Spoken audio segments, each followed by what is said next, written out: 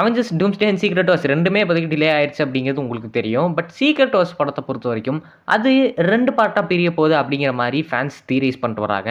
இது எப்படி அவங்க சொல்றாங்க அப்படின்னு பார்த்தோம்னா, இப்போ வரைக்கும் வந்திருக்கிற அந்த அவெஞ்சர்ஸ் படங்களோட எல்லா டைட்டிலையும் எடுத்து பார்த்தா, ஃபர்ஸ்ட் அவெஞ்சர்ஸ்ல அவெஞ்சர்ஸ் அந்த டைட்டில்ல ஏவோட ஒரு சர்க்கிள் இருக்கும். அந்த சர்க்கிள் வந்து வியோட பாட்டம்க்கு டச் ஆகும். இது வந்து பார்த்தீங்கன்னா, ஃபர்ஸ்ட் அவெஞ்சர்ஸ்ல டச் ஆகியிருக்கும், ஏஜ் ஆஃப் அல்ட்ரான்ல வந்து டச் ஆகியிருக்கும். அது தொடர்ந்து வந்து இன்ஃபினிட்டி வார்ல டச் ஆகியிருக்காது. ஏன்னா அதுல Avengers will fall which lead us to end game. அதுல தானோஸை டிஃபீட் பண்ணி ஃபைனலா அவெஞ்சர்ஸ் வந்து ஜெயிச்சிருப்பாங்க. ஸோ இது இப்போ என்ன பண்ணுதுன்னா, இது ஒரு தியரியா வந்து கிளம்புது. ஹாஃப் சர்க்கிள் இருக்கிற அவெஞ்சர்ஸ் இன்ஃபினிட்டி வார்ல அவெஞ்சர்ஸ் தோத்துட்டு, அதுக்கப்புறமா ஃபுல் சர்க்கிள் ஏ இருக்கக்கூடிய அந்த அவெஞ்சர்ஸ் இன் கேம்ல அவெஞ்சர்ஸ் ஜெயிச்சிருக்காங்க.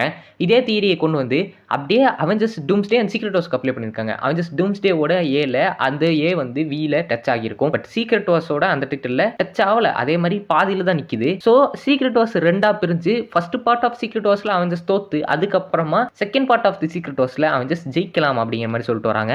என்ன கேட்டா இந்த 2 பார்ட்டா பிரியக்கூடிய விஷயம் which is a very good thing to Marvel.